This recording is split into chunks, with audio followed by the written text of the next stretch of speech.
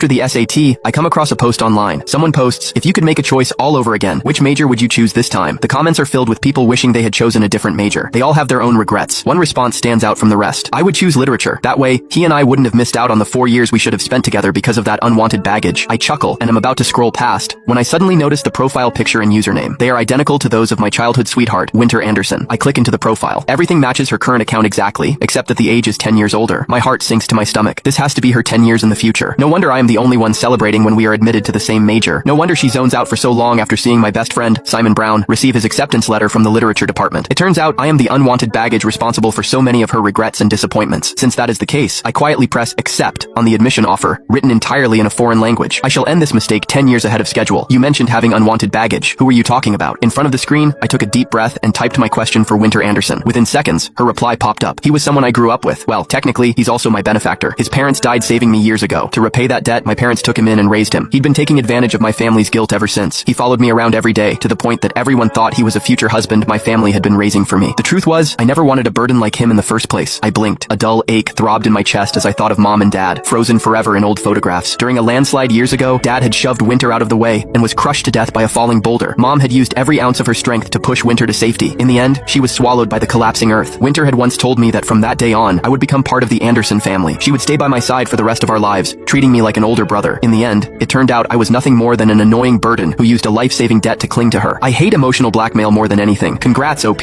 on finally escaping that nightmare. Forget the depressing stuff. We want the juicy romance. Tell us how you and your true love got together. Replies kept pouring in. After a long silence, Winter posted 2 short responses. It was simple. When that man and I were about to get engaged, I came clean. I told him that I'd already slept with the person I truly loved. My fingers began trembling uncontrollably. Wow, that's some main character energy right there. So did the leech just give up? He didn't make a scene or anything? Oh, he did, Winter replied. But it didn't matter. I had leverage over him. The company he worked for belonged to my uncle. His grandma was critically ill and needed one final surgery. She was waiting on the last payment and I withheld his bonus. In the end, he had no choice but to let me go. Something inside me snapped. Even breathing became difficult. How could this be? How could Winter use the only family I had left against me? Then, how far have you and your current partner gotten? Another asked. Have you both settled down? Within seconds, a photo appeared in the thread. In the photo, 2 hands were clasped together, fingers intertwined. Matching bands gleamed on their ring fingers. My heart sank instantly. The mole on that man's hand was identical to Simon Brown's. That sapphire bracelet on his wrist was the very one I was wearing right now. The Anderson family had given Winter and me that pair years ago. They said it was a family heirloom passed down through generations, something that would keep its wearer safe. We'll each wear one. That way, we'll never be separated for the rest of our lives. That was the promise Winter had made while holding my hand all those years ago. Who would have thought she gave that forever to someone else? I gritted my teeth and buried the dull ache spreading through my chest. Then, I sent the account a private message. Hello, I'm currently going through a similar situation to yours. There's someone standing between the person I love and me. I'd like to talk to you. Would that be okay? I needed to know what had happened over